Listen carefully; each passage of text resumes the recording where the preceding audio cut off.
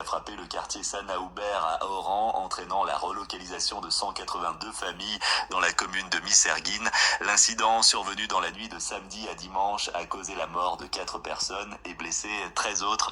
Face à cette catastrophe, les autorités ont réagi rapidement. Une inspection des logements a été menée par l'Organisme national de contrôle technique de la construction, CTC, identifiant les habitations en zone rouge, nécessitant une évacuation immédiate. Les familles ont été relogés dans la cité des 900 logements publics locatifs de Misserguine.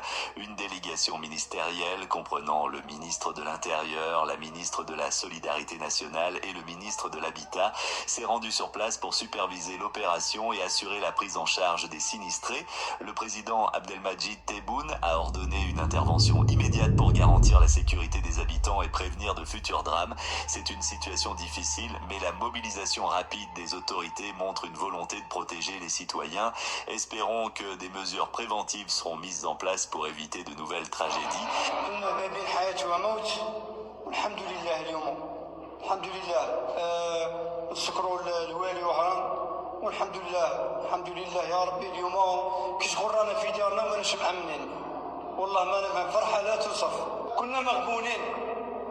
حنا كافطة حنا صوالحنا ما خرجناهمش شاو راه كي جا الوالي وشاف الحالة تاعنا زعما قام بينا والحمد لله وراهم جايبين لنا الفراش راهم جايبين لنا كوفيرطات والله يعطيه الصحة وبارك الله فيه نشكروه من هذا المنبر. كنا مغبونين وحنايا زعما شافوا الغبينة تاعنا قدر المستطاع الحمد لله يا ربي كيما فرجوا علينا وفرحونا الله يفرحهم بارك الله فيكم. دخل سلامات وربي يسرنا راح ما بقى لاقاش ما بقى حيه وكل شيء راح تكون تسلم. الصحة بقات الحمد لله الصحة بقات كل شيء الحمد لله احنا جينا الحمد لله يا رب. الحمد لله. بسم الله والحق والحمد لله والصلاة والسلام عليك يا رسول الله.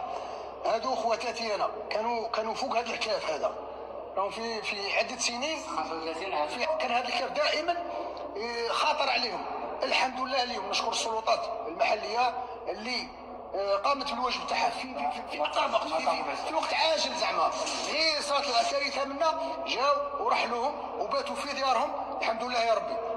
انا فرحت من العائله تاعي خواتاتي ما صار عندهم حتى وفاه ولا القاش بحال عليه المهم سكنه ونشكر السلطات اللي داروا كل عائله مع بعض.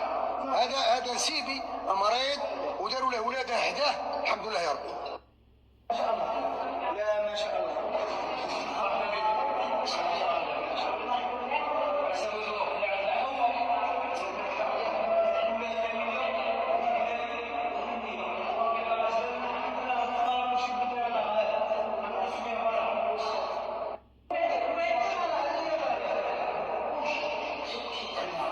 كنقول الحمد لله ونشكروا الوالي ونشكروا رئيس تبون على كل شيء. اخويا بلادنا هذه بلادنا هذه ونبوها ورئيس تبون تهلا فينا والوالي بارك الله فيه.